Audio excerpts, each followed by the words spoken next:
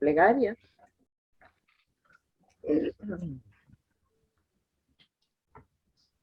Y le pregunté qué íbamos a hacer como plegaria, si íbamos a hacer siempre la que hacemos siempre, es decir, la invocación al Espíritu Santo. Y después pensé que era mejor elegir unos versículos del Salmo 65, que de alguna manera muestran los diferentes aspectos de lo que es la plegaria esicasta. El Salmo 65. El Salmo 65, los primeros versículos nada más. Si quieren yo les leo esos versículos y eso será como un momento de oración común a través de estas palabras del Salmo. Para ti el silencio es alabanza, oh Dios, en Sión. Para ti los votos serán cumplidos. Oidor de la plegaria, a ti viene toda carne. Las realidades de pecado me abruman, mas tú perdonas nuestros crímenes. Venturoso el que eliges y atraes, habita en tus atrios. Nos saciamos de los bienes de tu casa en el santuario de tu templo. Prodigios de justicia, nos respondes, Dios de nuestra salvación. Nos respondes, esperanza de todos los confines de la tierra y de los mares lejanos.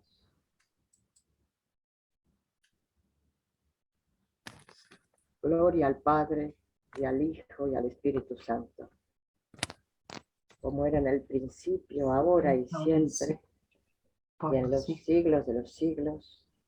Amén. Amén.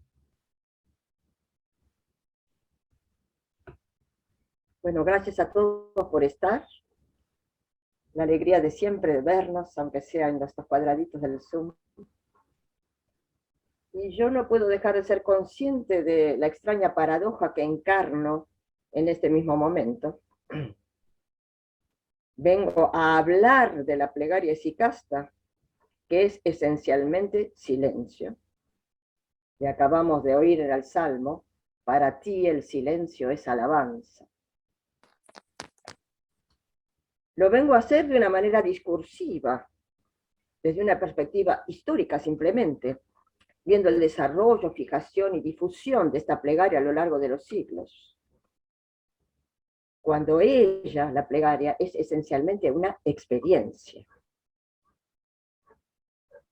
Y para colmo de paradojas, lo vengo a hacer como si yo supiera, cuando en realidad sé muy poco, casi nada, y espero que ustedes puedan perdonar estas contradicciones y que la benevolencia de ustedes borre las insuficiencias mías, para que estos encuentros, por la gracia de Dios, por ella sola, porten un fruto que permanezca. ¿A qué se llama plegaria esicasta? ¿Qué designa este extraño término griego que no fue traducido?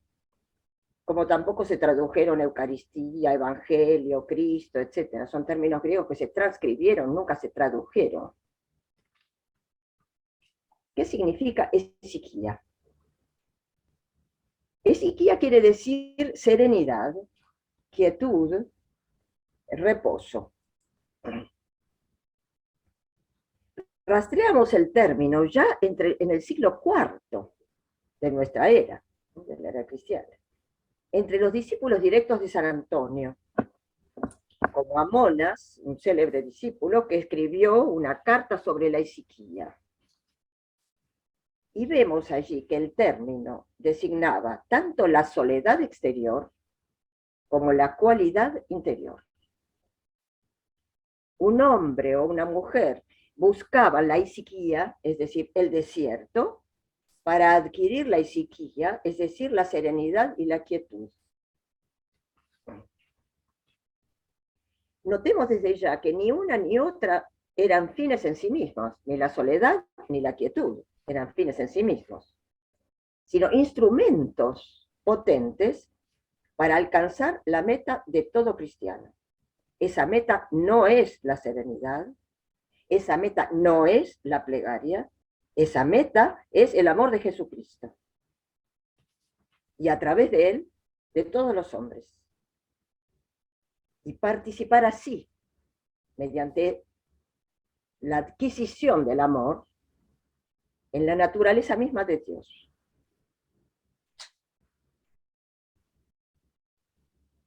Hay que decir que el término esiquía nos introduce ya en un cierto clima. Si la plegaria es quietud, si es serenidad, de ella quedan excluidas, al menos temporariamente, los clamores del salmista: sálvame, oh Dios, que las aguas suben hasta mi garganta, por ejemplo. O la desgarradora voz de Job: grito hacia ti y tú no me respondes. Esos sollozos, estos alaridos, también son plegaria. ¿Y cómo? De manera eminente.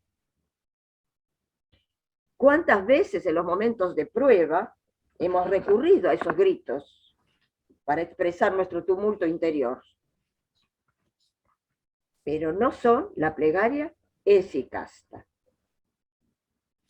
La plegaria esicasta es pues un tipo de plegaria que no excluye ninguna de las otras.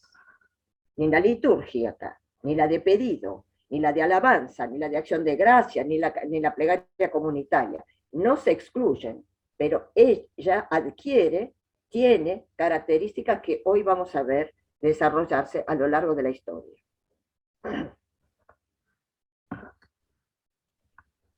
Esta plegaria esicasta aparentemente no ha variado a lo largo de muchos siglos. Si encontramos, como vimos ya, algunos indicios en el siglo IV después de Jesucristo, es evidente que fue practicada desde mucho antes, y seguramente ya desde los siglos anteriores a Jesucristo. Moisés y Elías, por ejemplo, las dos grandes figuras fundadoras de la ley, los profetas, fueron considerados como ejemplos de siquía por sus largos momentos de soledad y plegaria contemplativa en el Horeb, en el Sinaí, en el Carmelo o en otros lugares. Lo cierto es que desde el siglo IV hasta el siglo XXI, es decir, hasta ahora, esa plegaria siguió siendo practicada en los monasterios egipcios, griegos, sirios, y luego en todos los monasterios del mundo, sin mayores variantes que las que quizás le impongan las diversas psicologías y hasta las diversas estructuras fisiológicas de los hombres de diferentes épocas y diferentes lugares. Un porteño no es igual que un sirio, y un sirio no es igual que un egipcio, aún hoy. La contextura física y psicológica de los hombres del siglo IV no es la nuestra. Ciertamente, las diferentes épocas han determinado variantes en la plegaria que son casi intangibles, pero de las cuales podemos hablar para tener un poco en cuenta, no entrar desaprensivamente o de una manera imprudente en los consejos de los padres del siglo IV. Pero aunque inmutable, la plegaria esicasta fue adquiriendo mayor precisión en su transmisión, en sus fundamentos teológicos y antropológicos, en un vocabulario casi técnico, cuya evolución veremos a lo largo de estos dos encuentros. No cabe duda de que fue extremadamente apreciada en la tradición cristiana. Desde San Antonio por lo menos.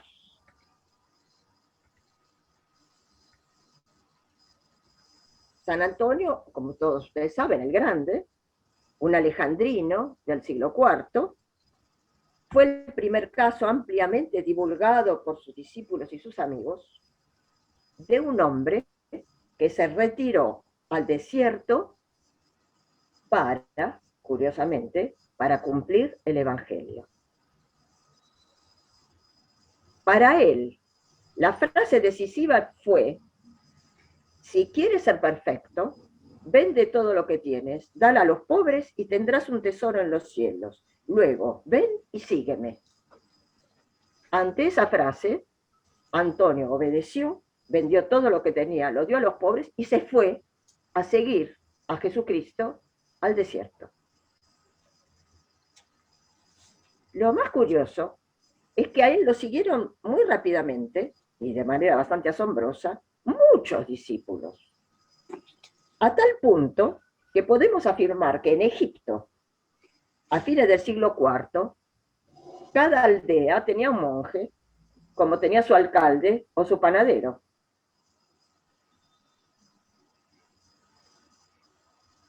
Muchos de estos discípulos, hombres o mujeres, fueron verdaderos padres o madres de lo que llamamos el desierto de los siglos IV al VII, que desde Egipto, ahora vamos a tratar de ver un mapa, desde Egipto, aquí sobre todo, ven Alejandría, está acá, ¿llegan a ver Sí. el mapa? Sí, Y sí. el cursor, no sé si lo llegan a ver. Sí.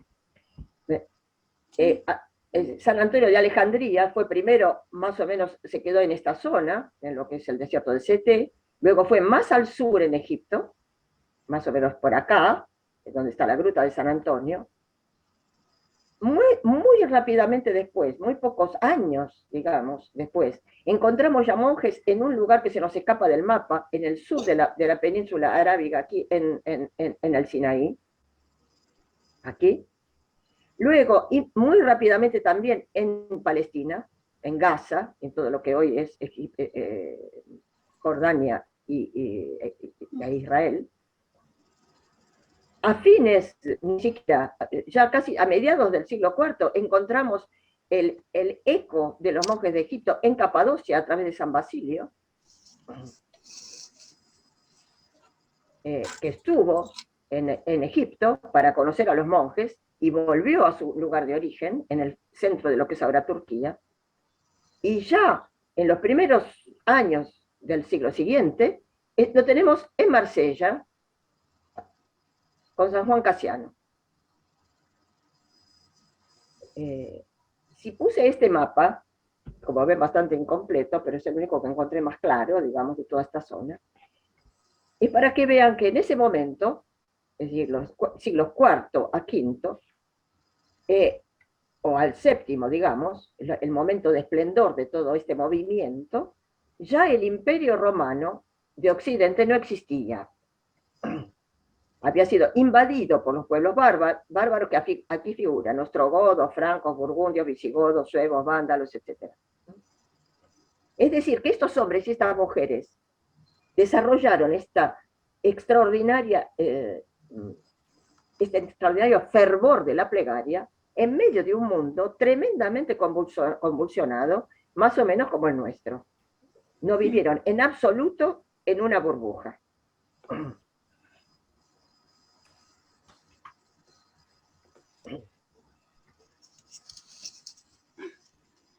Estos hombres y estas mujeres huyeron de un imperio muy recientemente declarado cristiano, porque el imperio fue oficialmente cristiano a fines del siglo IV, es decir, ya al final de la época de la vida de San Antonio, y se habían instalado en las soledades de todas estas regiones, en cuevas o en cabañas, para inventar un camino de encuentro personal con Dios tan eficaz como lo había sido el martirio para las generaciones anteriores que vivieron épocas de persecución. Ya no había mártires. Los cristianos tenían el poder político. Y entonces estos hombres y estas mujeres huyeron de la tentación del poder en el imperio, convertido en cristiano. Al bautismo de sangre, es una frase de Jean-Yves Leloup, al bautismo de sangre va a suceder el bautismo de la ascesis. En el fuego ardiente del desierto, estos hombres y mujeres se dejaron calcinar al menos por 3 disciplinas muy rudas. Una disciplina corporal, el ayuno. Una disciplina psíquica y espiritual, la penitencia, es decir, el arrepentimiento. El arrepentimiento, digámoslo para nosotros, que tenemos unas connotaciones un poco distorsionadas de estas palabras, el arrepentimiento no significa un recuerdo egotista de mis pecados y un volverme sobre mi propio vómito, sino sobre todo una aguda percepción de mi fragilidad, una aguda percepción de mi vulnerabilidad ante la grandeza de Dios. Es decir, yo me percibo como algo muy chiquitito. La tercera disciplina era precisamente la plegaria, que desde el comienzo tendió a un ideal aparentemente inalcanzable, la de ser perpetua, la plegaria constante, la plegaria ininterrumpida, aun cuando dormimos.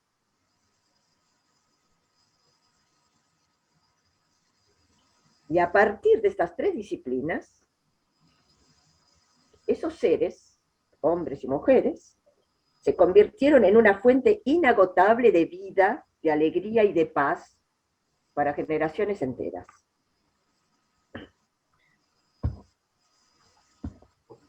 Las disciplinas de las que hablamos no eran solo ascesis, es decir, ejercicios, eran también un combate. Eran concebidas como un combate sin tregua contra las enfermedades del alma, que son destructoras de la verdadera y transparente naturaleza humana, que es en sí misma paradisíaca, pero que está enferma. Y a esa naturaleza paradisíaca deseamos volver mediante una victoria, la victoria de un combate sobre la muerte, porque el único enemigo siempre es la muerte.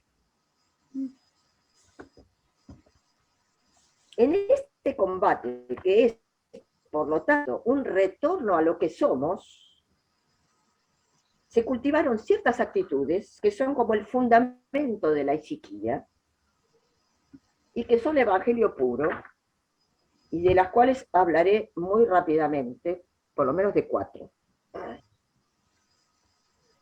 Estas disciplinas nos sirven si no adopto estas 4 actitudes desde antes de empezar. Primero, abandono de las preocupaciones. No ocupaciones, sino preocupaciones. Abandono de las preocupaciones. Es la obediencia al precepto evangélico. No os preocupéis por vuestra vida, dice Jesús. ¿Qué comer, qué beber? Ni por vuestro cuerpo, ¿con qué lo vestiré? Mirad los pájaros del cielo. Buscad primero el reino de Dios. Todo lo demás se dará por añadidura. Los padres y madres decían, desea todo lo que tienes y tendrás todo lo que deseas. Y lo que tenían era absolutamente ínfimo. Deberíamos repetirlo un poco en nuestra sociedad consumista. Aún las preocupaciones que nos parecen más legítimas son perniciosas porque implican una falta de, segunda actitud fundamental, confianza en Dios. Confiar en otro es saber que no somos autónomos, que no nos bastamos a nosotros mismos. Jesús dice, vuestro Padre sabe que necesitáis cosas. Nuestra vida está en manos de otro. Y somos nada ante ese otro, como ya dijimos. Ese otro es Dios. Y lo increíble es que ese otro se nos comunica. Se comunica con nosotros y se nos comunica. La gracia de Dios es una comunicación de persona a persona. Tercero, correlativamente a la confianza en Dios, es necesaria la desconfianza en las propias ideas y opiniones y hasta en nuestro propio ser. Debemos desconfiar de nosotros mismos. Por eso la importancia de la figura del padre espiritual, que es esencial en la enseñanza de los padres sisicastas, a quien el discípulo consulta y al que obedece. Porque el discípulo no está muy seguro de tener razón en lo que piensa ni en lo que sabe. Y muchas veces ese maestro actúa como Jesús a través de preguntas. Si sacáramos provecho de las cientos de preguntas que hay en el Evangelio, o en los Evangelios, seríamos más lúcidos sobre nuestras motivaciones secretas y sobre el fundamento falso de nuestras convicciones. Por ejemplo, algunas de las muchísimas que hay. ¿Por qué tienes miedo? ¿Por qué me buscas? ¿A quién buscas?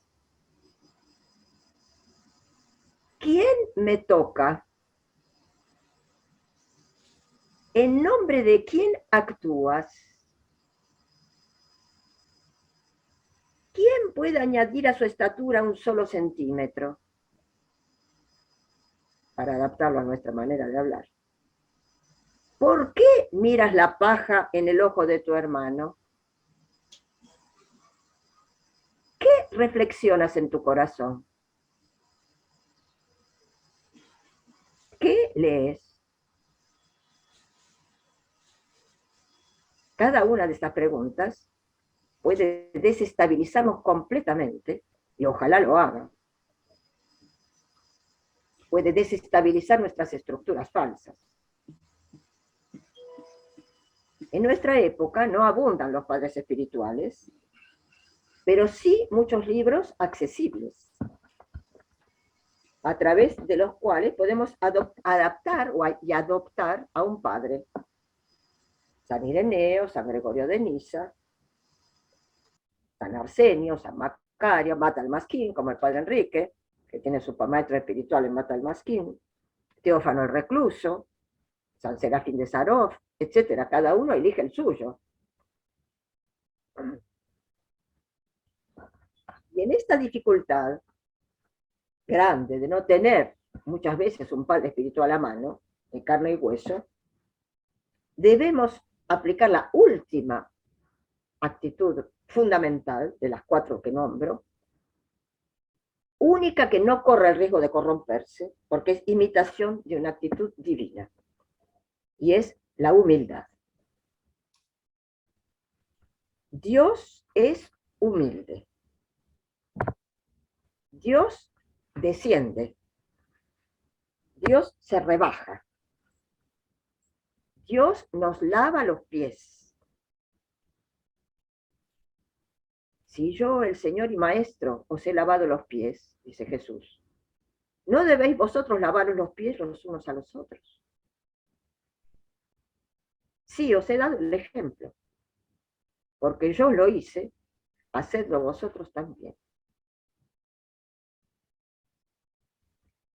Si lo imitamos en esta humildad, empezaremos a vernos como lo que realmente somos y aceptarnos y amarnos tal como somos.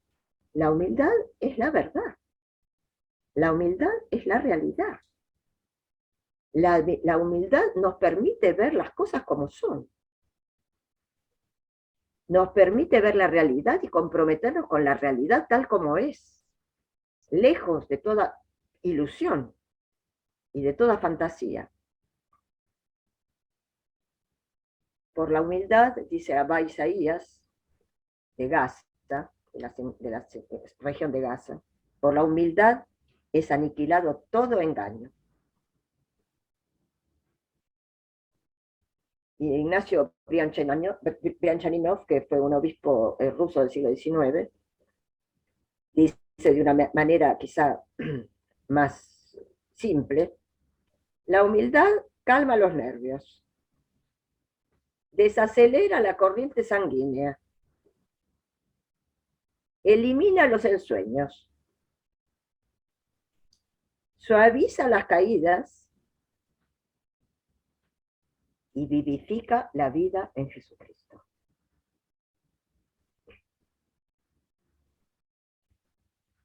Estas 4 actitudes, abandono de las preocupaciones, confianza en Dios, desconfianza en nosotros mismos y humildad, son la base de la verdadera esiquía, que es al mismo tiempo un don gratuito de Dios y una conquista trabajosa, lenta, un esfuerzo perseverante, largo. Y por parte de Dios, el don infinito de su gracia. Conocemos muchos nombres de entre los grandes Abba y Amma del desierto.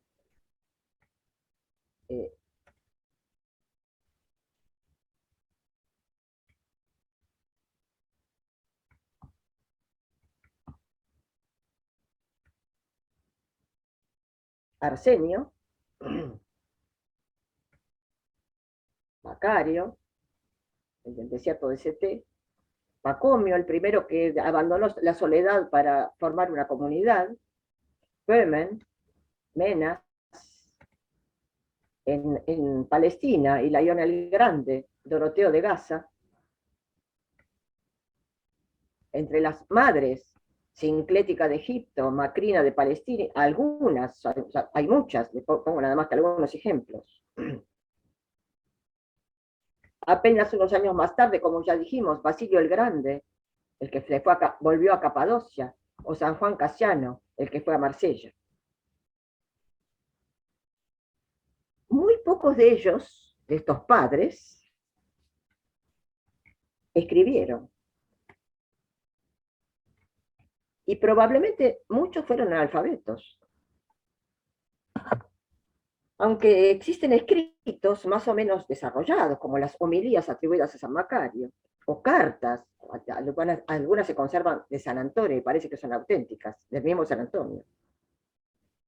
Pero la enseñanza de estos padres y madres nos ha llegado a través de sentencias escritas por sus discípulos. Es lo que se llaman los apotegmas de los padres del desierto. Sentencias y sobre todo anécdotas muy jugosas a veces, contadas por sus discípulos y recopiladas a lo largo de los siglos, que ya veremos, la más amplia recopilación se hizo recién en el siglo XVIII, que es lo que ustedes conocen con el nombre de Filocalia, o algunos de ustedes la conocen quizá, por lo menos de nombre. Ya hablaremos de esto cuando lleguemos en este punto. Todavía estamos entre los siglos IV y VII. Sobre todo, la enseñanza de estos padres y madres nos ha llegado a través de esta cadena ininterrumpida de discípulos que hasta hoy sigue poniendo en práctica esta plegaria con una tenacidad admirable.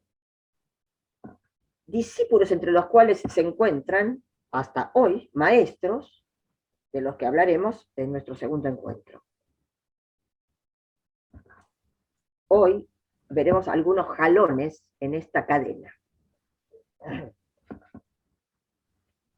Hablamos, como dijimos, entre los siglos IV y el siglo VII. En el siglo VII, la palabra esiquía se ha convertido ya en un término casi técnico. No era así en los primeros.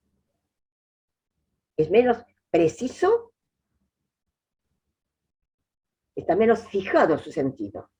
En el siglo VII ya el lenguaje es más técnico. Tenemos enseñanzas más metódicas que nos legaron los Abba. Uno de ellos, un monje sirio, que vivió en el monasterio de Santa Catalina, en el Sinai. Escribió una obra llamada La Santa Escala, y como escala se dice clímax en griego, se lo llama Juan Clímaco. Esta obra está compuesta de 30 escalones que describen el ascenso en la vida espiritual. Y en el escalón 27º vemos por primera vez el término esiquía descrito con mayor precisión.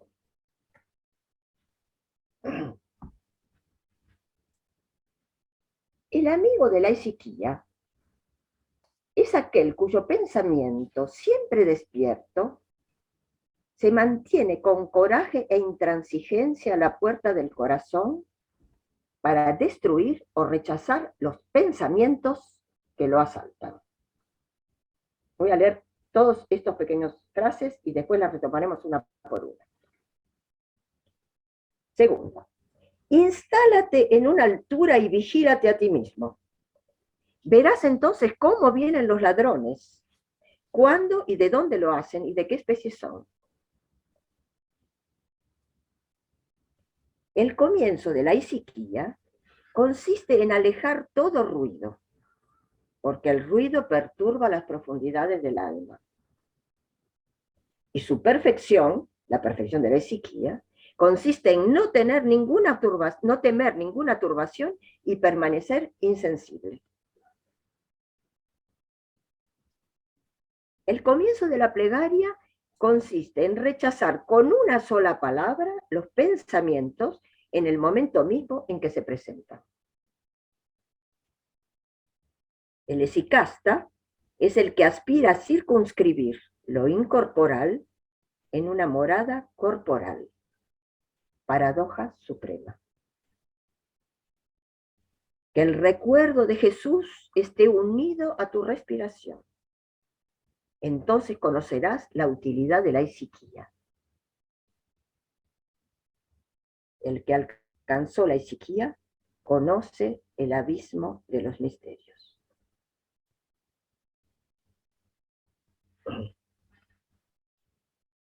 Empecemos por el primero. El amigo de la isiquía es aquel cuyo pensamiento siempre despierto se mantiene con coraje e intransigencia a la puerta del corazón para destruir o rechazar los pensamientos que lo asaltan.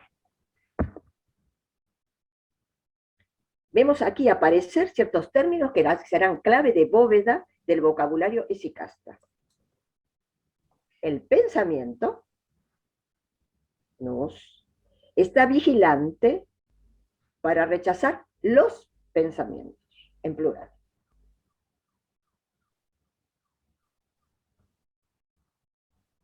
Pensamientos. ¿A qué se llama pensamientos? ¿Qué son estos pensamientos que deben ser destruidos o rechazados por el pensamiento?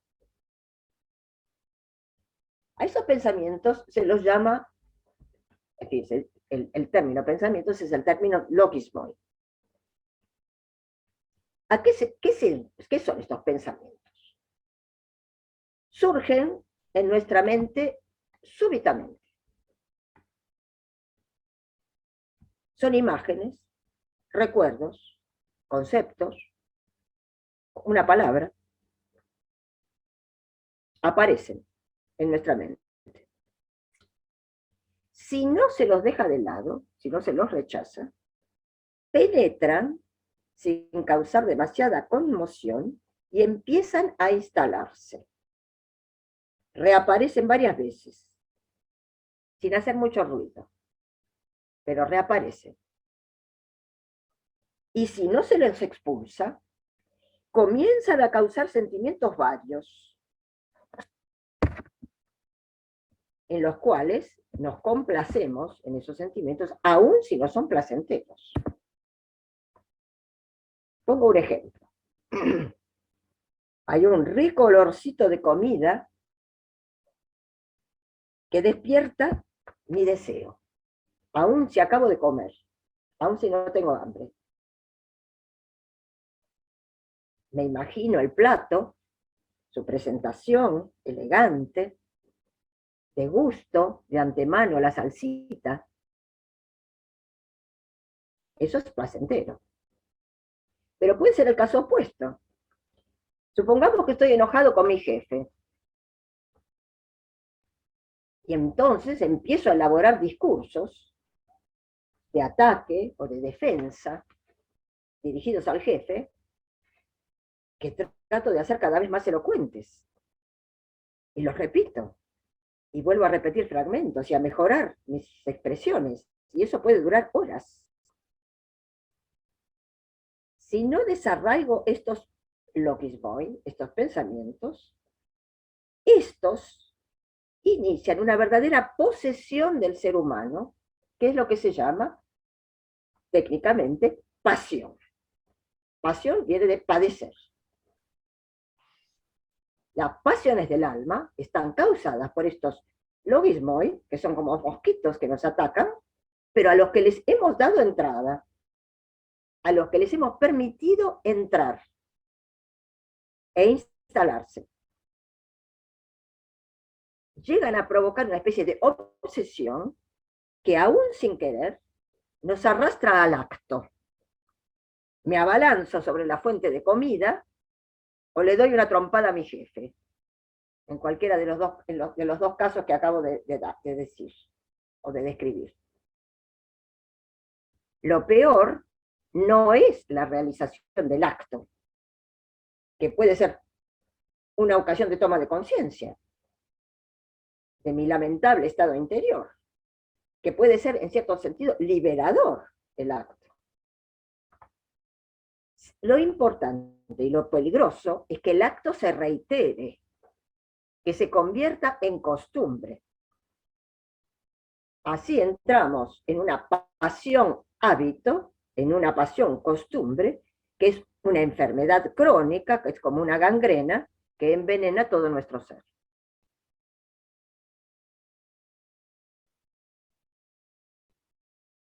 No sé si esto quedó claro. Lo importante es, primero, detectar el origen exterior del pensamiento. Y segundo, no darle lugar. Como Enrique habló muchas veces en sus cursos sobre el Sermón de la Montaña, de qué manera Jesús insiste en la importancia de nuestro estado interior con respecto al acto exterior. Un hombre que mira a una mujer con deseo, ya adulteró con ella. El adulterio mismo es una consecuencia de algo que se produjo en su interior. Y los padres y madres del desierto llegaron a ser unos psicólogos extremadamente finos para detectar ¿cómo puede decir? Los caminos, los senderos de penetración de estos virus, yo que estoy con COVID lo puedo decir, estos virus que entran en nuestro organismo sin hacer ruido, pero que son nocivos. Lo importante también es ver que todos los pecados no son tanto los actos, o por lo menos sí son los actos, los pecados son los actos, pero tienen un origen interior, mental. Fíjense que hay que tener mucho cuidado de no creer que la sede de nuestro cuerpo es sede de las pasiones, o que nuestro cuerpo es sede de pasiones. La sede de nuestras pasiones está en nuestra alma, está en nuestro interior. San Pablo, cuando enumera las obras de la carne, lo que él llama la carne, habla de la idolatría. Quiere decir que para él, carne no se identifica con lo corporal, ni con lo material. Porque la idolatría es una actitud espiritual. Es importante advertir que como para estos primeros padres, la pasión o el pecado tienen un origen un poco exterior a nosotros mismos. Y solo si lo aceptamos, llega a pervertirnos.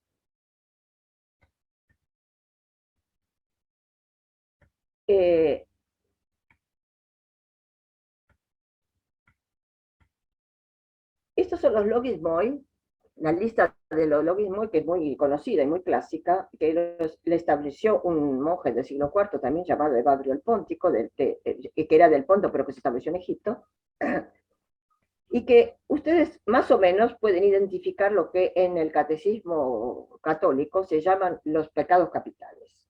Acá son 8, no 7. La gula o gastrimargia, que es una patología de tipo oral, la avaricia o filarguria, especie de estreñimiento, que es una patología de tipo anal, incapacidad de soltar, de expulsar, de perder. La lujuria o porneia, que es una patología de la pulsión sexual. La lira o orgía, la patología de la irascibilidad, de la pasión irascible, que es indispensable para la vida, pero que puede estar enferma y llegar a la cólera. La tristeza o lupé, patología de depresión. La asedia, frustración y muerte. La vanagloria o quenodoxia, inflación del ego. La soberbia, orgullo, delirio esquizofrénico, etc. Estos son los 8 logismoi clásicos que pasaron al lenguaje ascético de todos los siglos y que ustedes conocen bien, sobre todo aquellos que participaron de una charla que nos dio Monseñor Martín a comienzos del año pasado sobre la Cuaresma. La lucha de la Cuaresma contra estas 8 enfermedades, digamos, del alma. San Juan Casiano las retoma tal cual en sus instituciones cenobíticas, esto en el siglo V. Y es San Gregorio Magno quien en el siglo VI va a reducir los 8 a 7 y los va a llamar pecados capitales.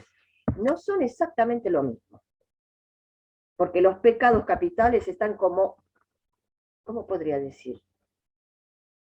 Insertados en nuestra propia naturaleza, caída.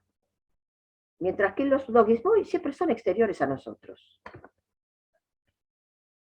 Nuestra naturaleza es siempre imagen de Dios, empañada pero no destruida. Y lentamente, con la ayuda de Dios, esa naturaleza puede vencer los obstáculos que le piden llegar a la total transparencia, a la semejanza. Por lo tanto, nuestra primera tarea es ir a la raíz de toda esta cadena perniciosa y malsana y desterrar los logismoi, los pensamientos. Para eso, el orante se ubica imaginativamente en una montaña. Y aquí tenemos el segundo texto. Instálate en una altura y vigílate a ti mismo. Verás entonces cómo vienen los ladrones, cuándo y de dónde lo hacen y de qué especie son. Tomar altura y observar el proceso de estos pensamientos, viéndolos venir de lejos.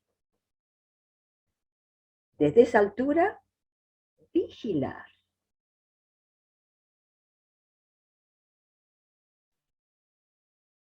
Montando guardia como un centinela. Vigilar. Velad y orad, decía Jesús. Primero, vigilar. Luego recién orar. Vigilar. Vigilar a la puerta del corazón, como dijo en el primero de sus párrafos. ¿Ven? A la puerta del corazón. Es lo que se llama la guardia del corazón. La sobriedad también. La nepsis.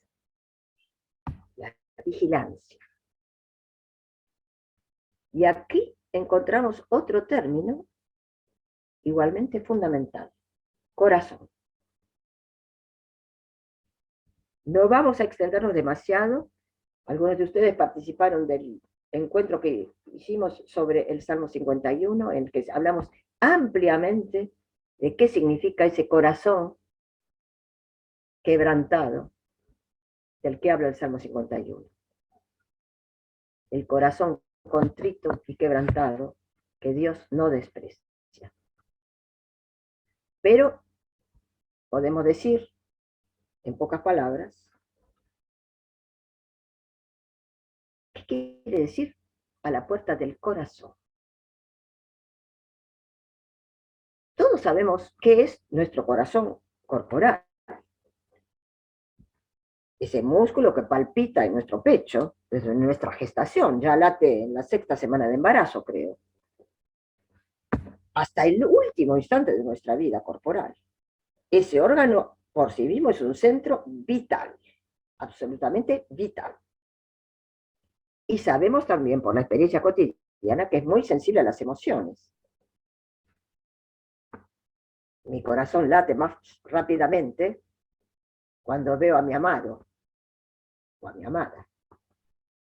Mi corazón late más fuertemente cuando me emociono ante una película, una escena de una película. ¿Es verdad o no? El corazón es sensible a las emociones. El corazón corporal, sensible a las emociones. Pero es evidente que aquí San Juan Clímaco habla de algo más, que no es el corazón corporal ni el corazón emocional, digamos. Para Juan Clímaco, como para toda la Biblia y para todos los padres, el corazón es el centro de todo el ser humano. Es el punto en que el órgano en que se entrecruza, el órgano entre comillas, en que se entrecruzan las dimensiones fisiológicas, psicológicas y espirituales. Es, sin embargo, un órgano que, en el lenguaje de nuestro querido amigo David George, ese órgano posee un sexto sentido,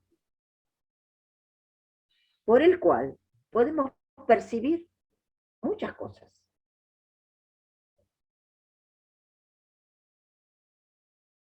Podemos percibir la realidad tal como es, sin explicación ninguna, de manera inmediata.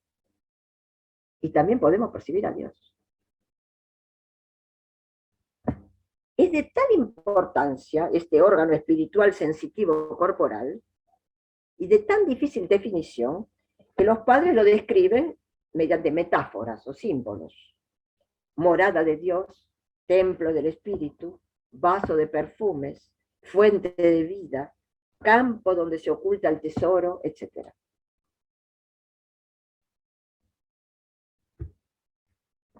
Quizá podemos decir que es el órgano de la inteligencia verdadera, intuitiva y global. Capta la verdad de manera inmediata, sin razonamientos. Y se diferencia de la razón, que solo puede comprender a través de tanteos y los grados del pensamiento especulativo. No se trata de una actividad intelectual solamente. Hay una captación de cualidades y de relaciones que son percibidas más que como un pensamiento, como una visión.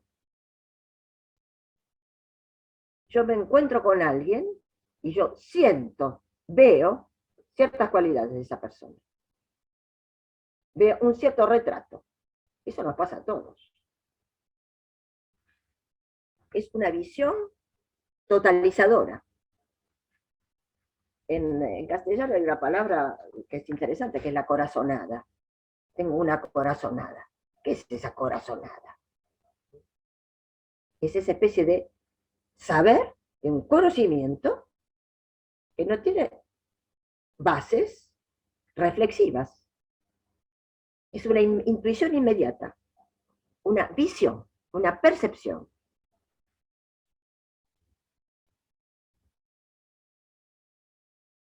Es eso, ese órgano, el que nos permite tener la sensación de la presencia divina. El que nos permite saber que Dios está.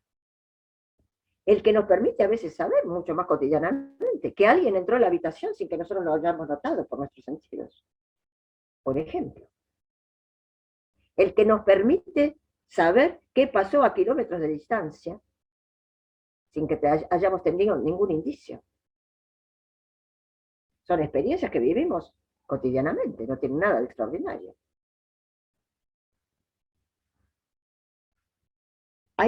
El corazón ve, el corazón tiene ojos. Bienaventurados los puros de corazón, dice Jesús, ellos verán a Dios. No dice ellos conocerán, dice verán, es más inmediato. Los ojos iluminados del corazón, dice San Pablo en la Epístola a los Efesios. El problema es que el corazón es dual. Está este corazón del que acabamos de hablar, pero resulta que ese corazón se deja invadir por los logismoi que lo dividen.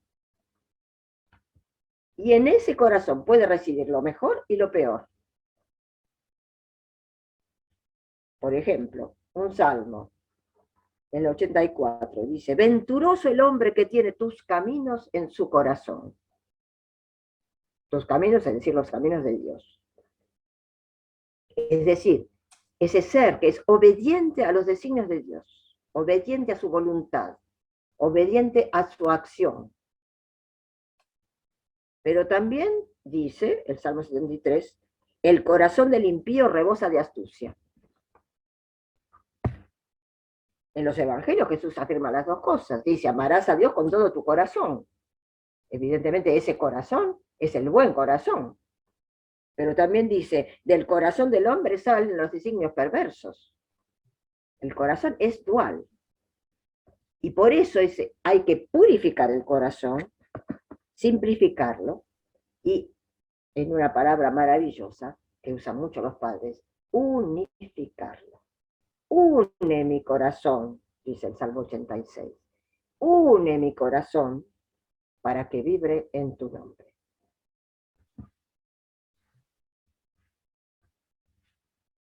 Ese corazón unido es frágil, como un cristal.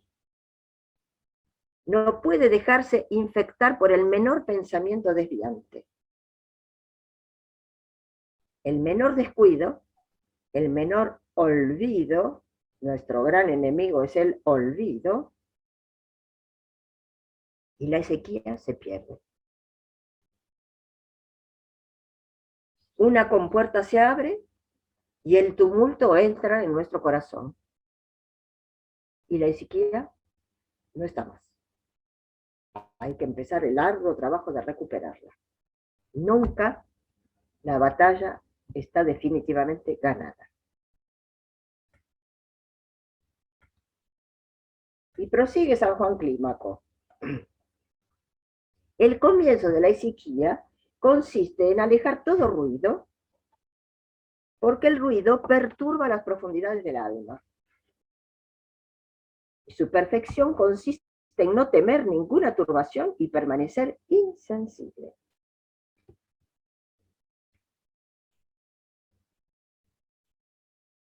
No se trata, por supuesto, de un ruido exterior. Esta gente vivía en pleno desierto.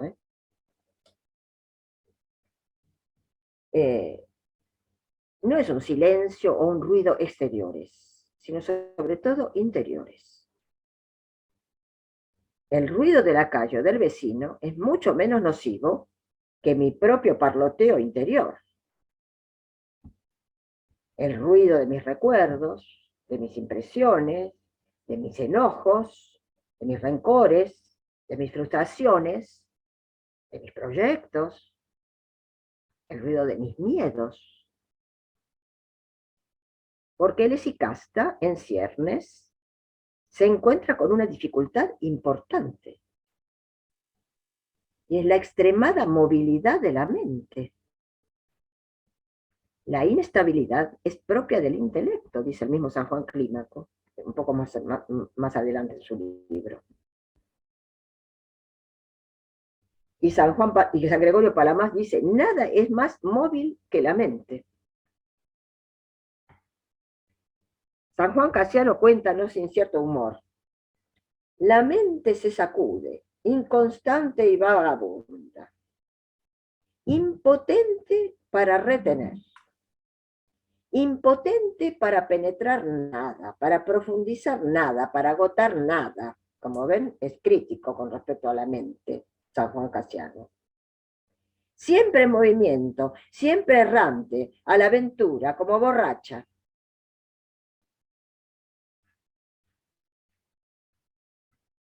Me imagino que todos ustedes conocen estos problemas si alguna vez intentaron meditar.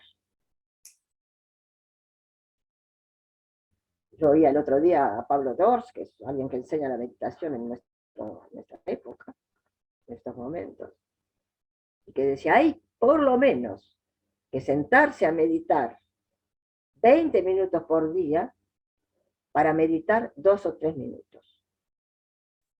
De los 20, 17 por lo menos, son distracciones. No nos tenemos que hacer ninguna ilusión. ¿Qué se hace frente a este problema? Porque este problema es absolutamente universal, que yo sepa. ¿Qué soluciones proponen? Al menos 3, que ustedes seguramente deben practicar. Primero, no pretender llegar a una plegaria larga. 20 minutos, entre los cuales hay 3 de meditación, ya son muy difíciles para el que empieza. Llegar a 2, 3 horas de plegaria, de inmovilidad en la plegaria por día, es algo de un maestro, no de los que empezamos. Hay que ser prudente con uno mismo. Pero las plegarias pueden ser frecuentes. Pueden ser cortas, pero frecuentes. Yo puedo 1 minuto por hora, quizá. Y es muy eficaz. ¿Es muy eficaz para qué? Para mantener la memoria de Dios.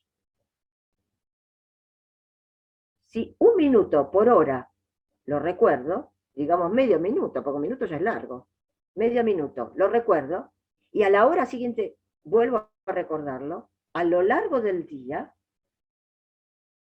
se instala una especie de presencia.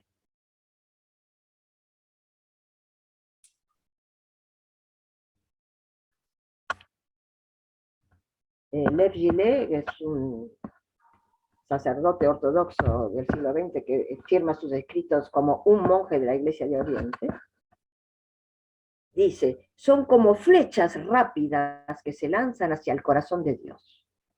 Y ya está, una flecha. Santa Teresita del Niño Jesús decía eso. Ella decía, Señor, te amo. Era como una flecha. Y eso, la intensidad de esa plegaria de 1 segundo puede ser extremadamente importante si se multiplica a lo largo de los días y de las horas. Segundo consejo. Encontrar una fórmula verbal breve que se repite. Se repite en voz baja, en voz alta o solo interiormente. Es un mantra en el lenguaje hindú. Es lo que San Juan Clímaco llama la plegaria monológica. Y fíjense cómo continúa su texto.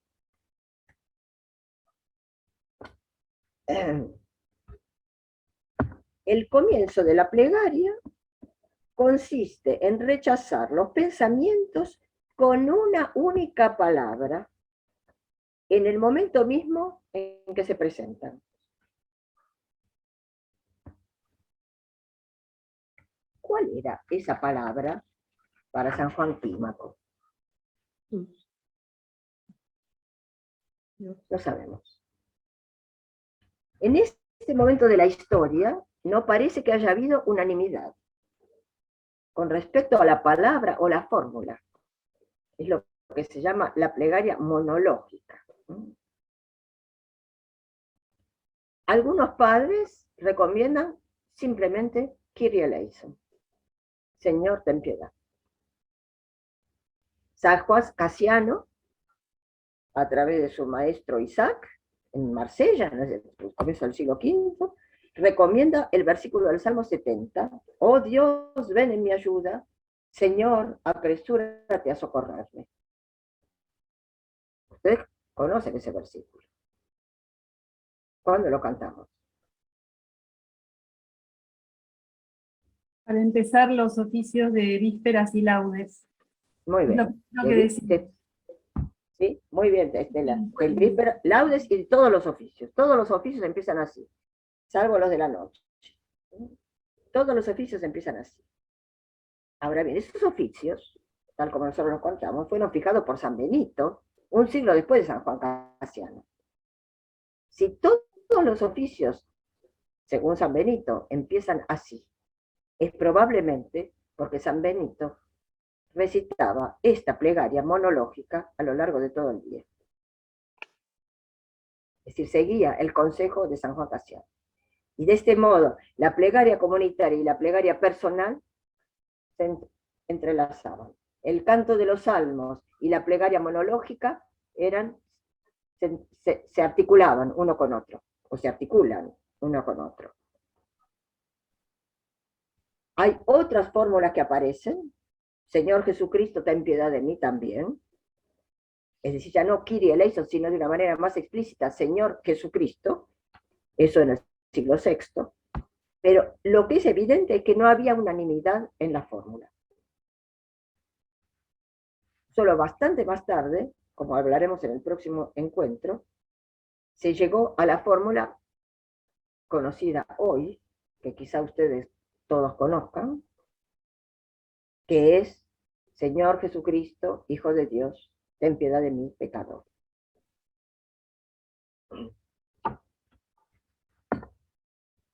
Les tomo todavía unos minutos más, si tienen ánimo, para llegar al final de este texto de San Juan Clímaco.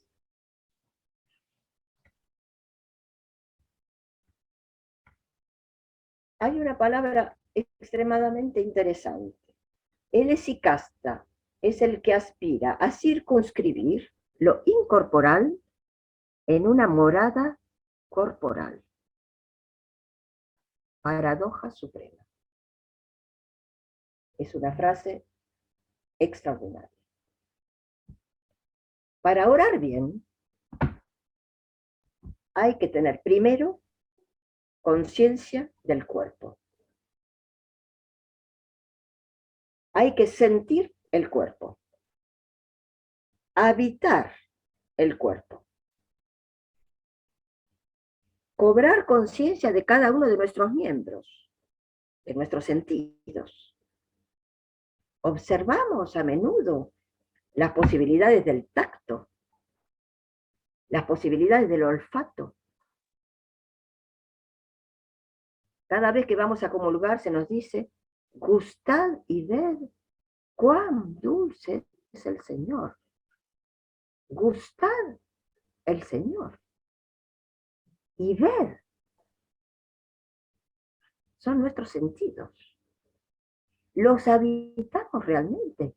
Conocemos sus posibilidades, su amplitud, su extraordinaria finura dentro del mundo espiritual, su paulatina espiritualización. Es bueno, para empezar, comprobar, por ejemplo, el latido del corazón, del cual ya hablamos. Sentirlo, sentir el corazón, sentir cómo late. Prestar atención a ese ritmo maravilloso que nos mantiene en la vida. Sentirlo hasta en la planta de los pies. Es sobre todo bueno, y aquí sigue San Juan Clímaco, que el recuerdo de Jesús esté unido a tu respiración.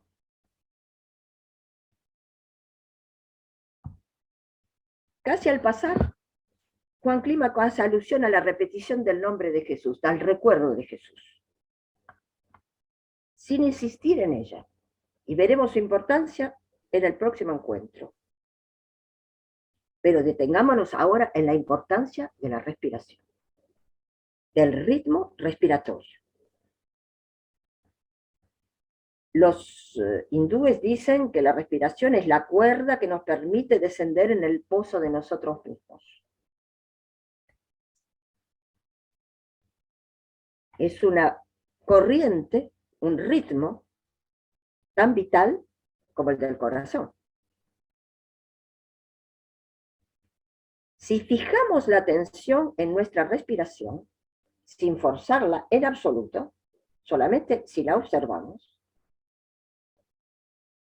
sentiremos muy rápidamente cómo todo nuestro ser se congrega y se reunifica en ese lugar, entre comillas, que es nuestro cuerpo.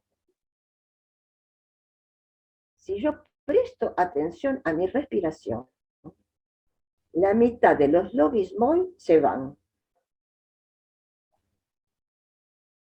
La mitad de mis pensamientos desaparece. Y me empiezo a habitar mi cuerpo. Y dentro de nuestro cuerpo hay el corazón. Es el lugar del corazón que no corresponde exactamente al órgano físico, pero que está dentro del pecho, según dicen todos los padres.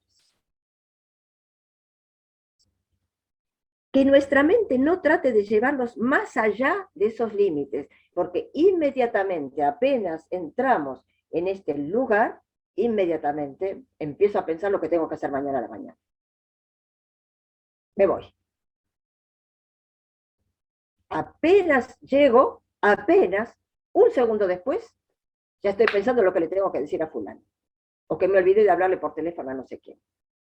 O suena el celular, que como bien dijo alguien, es un órgano, es un arma de distracción masiva.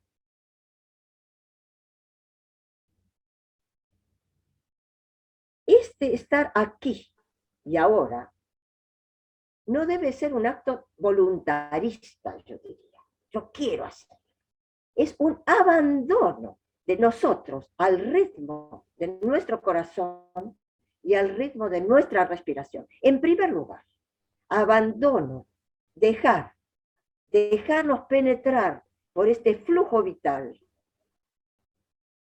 que muestra el flujo vital que muestra nuestro corazón y nuestra respiración, que no provocan nuestra vida, sino que son signos de la vida que nos habita. No sabéis, dice San Pablo, no sabéis que vuestro cuerpo es templo del Espíritu Santo, que está en vosotros, es decir, en vuestro cuerpo, y que habéis recibido de Dios. No es una frase poética. Nuestro cuerpo es el lugar de una presencia viva. Nuestro cuerpo, insisto, es el lugar de una presencia viva. El lugar del dinamismo suave, pausado y potente del soplo divino, Y por lo tanto, cada vez que oramos, cada vez que entramos en esta plegaria, nuestro cuerpo es sede de una teofanía.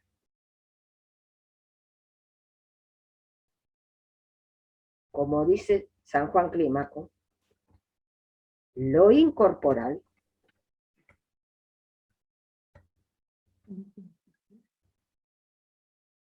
queda circunscripto en lo corporal. Paradoja suprema. Más que paradoja. Casi diría, milagro supremo. Es un verdadero acto de encarnación. Descenso de lo incorporal a lo corporal, y nuestro ser se reunifica.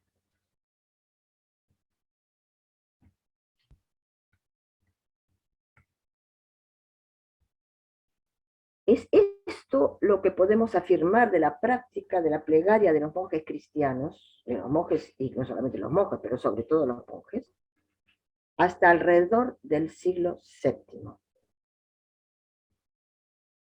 Pero para que la plegaria sicasta llegara quizás a lo que podemos llamar su plenitud, faltaba introducir en ella de manera más explícita otros elementos que son esenciales.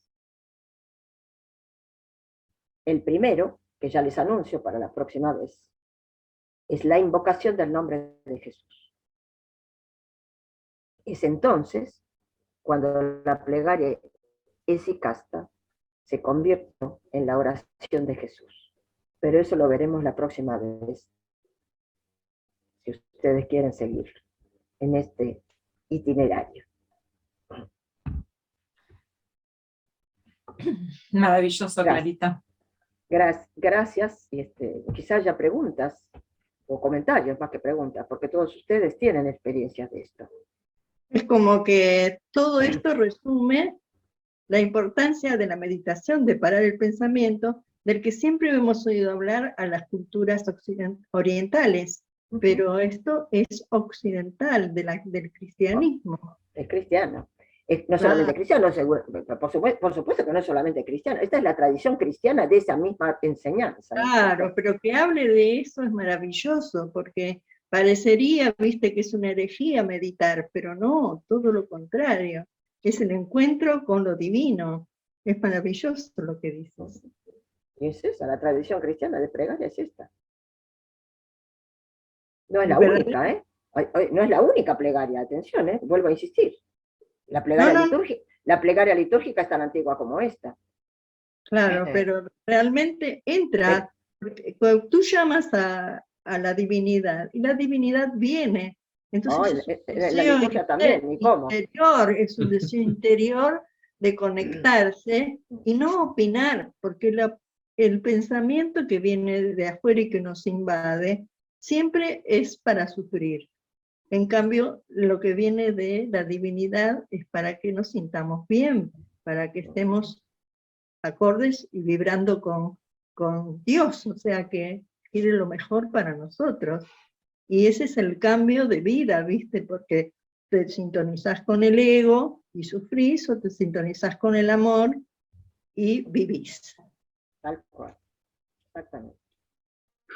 Gracias, ¿viste? Porque lo explicaste maravilloso. No, gracias. Sí. Quizá alguien quiera decir algo más, o no, porque quizá lo mejor sería hablar lo menos posible, como dije al comienzo de la charla, y entrar en el silencio, que como hemos podido ver, es muy difícil de adquirir el silencio. Son técnicas. No es solamente una técnica, no. La técnica ayuda. Como tocar el piano no es solamente la técnica de tocar el piano, hay que tener técnica para tocar el piano, pero para ser un gran pianista hay que tener algo más que la técnica. Sí. Esto acá lo mismo. No es solamente una técnica. Y en ese sentido, todos los padres de la iglesia y los monjes esicastas, los padres de la plegaria, han dicho lo mismo.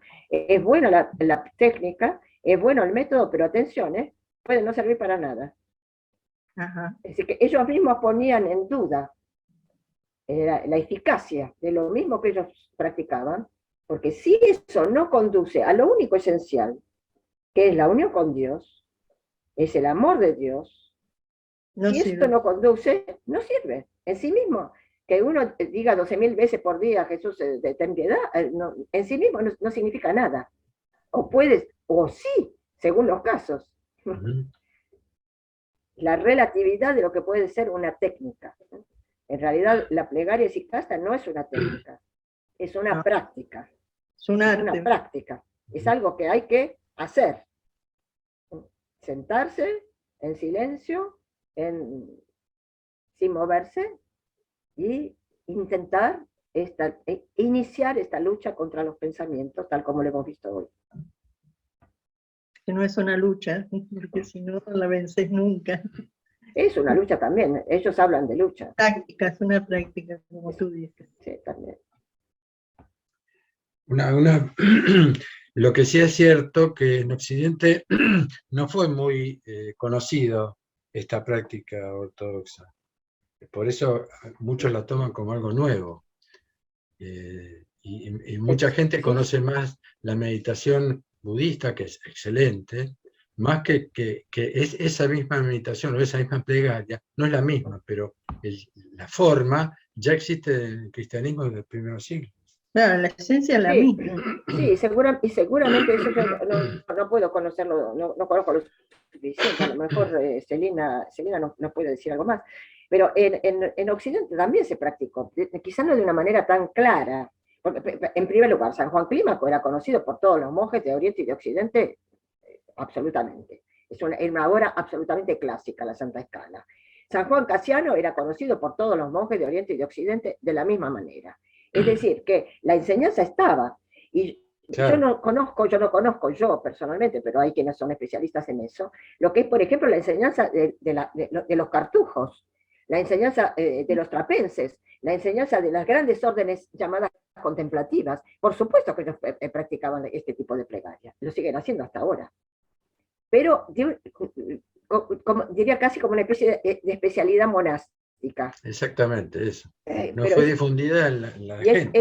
eso lo veremos a lo largo del próximo encuentro, en el que hablaremos de esta práctica, hasta hoy, y cómo se fue transformando, fijando, en cierto sentido, quizás uno tenga, por eso tomé a San Juan Clima como primer dato, digamos, o como la meditación más importante sobre San Juan Clímaco, donde todavía las cosas no están tan fijadas. Hay toda una especie de plasticidad, de vitalidad en la plegaria que después, en el siglo XVIII, quizá en el Monte Athos ya sea una cosa como un poco más rígida. Sí. Y Sí, hola. Enrique siempre nos dice, escuchen a Dios también, o sea, que callen la mente y permitan que el Espíritu les hable, porque si no, Sí, tal cual. no sirve. Hola, Sí, sí. Fernando. ¿Qué tal? Buenas noches. Hola, buenas Saludos a noches, ¿cómo todos. estás? Cuando estaban comentando un poco, lo último que dijo recién el padre Enrique me hizo acordar a un texto que a nosotros, yo soy católico latino, me acuerdo que mi mamá me dio para leer El Peregrino Ruso, el texto ese anónimo. Creo que tiene, ese Sicasta, ¿no? Sí, sí, Como, pero sí, hablaremos de eso seguramente la próxima vez, porque ah, el peregrino ruso del siglo XVII. Es porque decir, es muy reciente. lo traigo a colación porque, por ejemplo, ese libro últimamente está muy en algunos círculos de jóvenes para interiorizarlos e introducirlos a la oración y a la contemplación, le dan este texto. De hecho, mi mamá cuando estudiaba Biblia, en la escuela bíblica de la diócesis acá, le dieron ese libro también.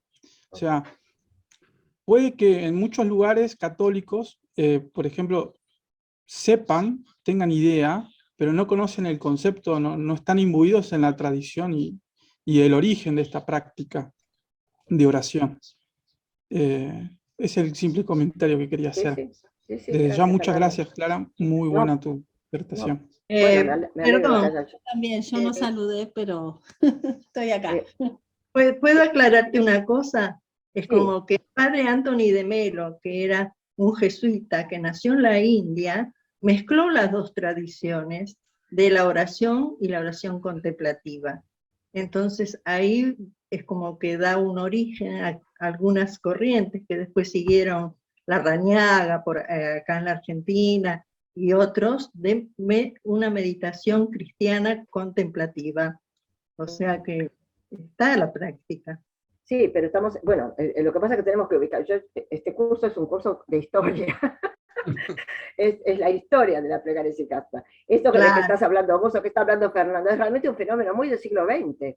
Hasta el Sí. siglo XX nadie conocía en Occidente, ni el peregrino ruso, ni la meditación hindú, muy poca gente, o budista. Es realmente un fenómeno del siglo XX que Sí. estamos viviendo también en el siglo XXI. Es maravilloso eso, ¿eh? Es maravilloso. Es una Es circunstancia única en la historia, pero fantástica. si vemos el desarrollo de esta plegaria, tenemos que tener en cuenta los contextos en que se estableció, ¿no es cierto?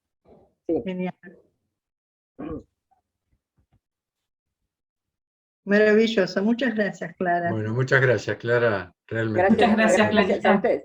Entonces, si están de Pero acuerdo, no, nos gracias. encontramos, ojalá que esto nutra la plegaria de la noche y que juntos podamos decir, ahora Señor, deja a tu servidor partir en paz, Partir en paz. según tu palabra. Según tu palabra. Quizás lo podamos decir juntos, Enrique, Sí, dale. para terminar. Y ahora, Señor, El Señor, deja a tu tu servidor partir en Deja paz tu- según tu palabra, porque mis ojos han visto tu salvación, Ahora sí. que tú preparaste. Ay, paz de se me- todo- Ante la faz ante de la todos faz los de todos pueblos. pueblos. por luz de revelación a las naciones y gloria de tu pueblo Israel. Gloria al Padre. Se fue, claro. Gracias, Clara. Buenas noches y Gracias. buen Buenas reposo. noches a Y todos. y buen silencio, y buen silencio. Muy buen Gracias, silencio. Clara, gracias. Hasta el martes que viene. Hasta el martes que viene. Aquí está el mono loco de la mente.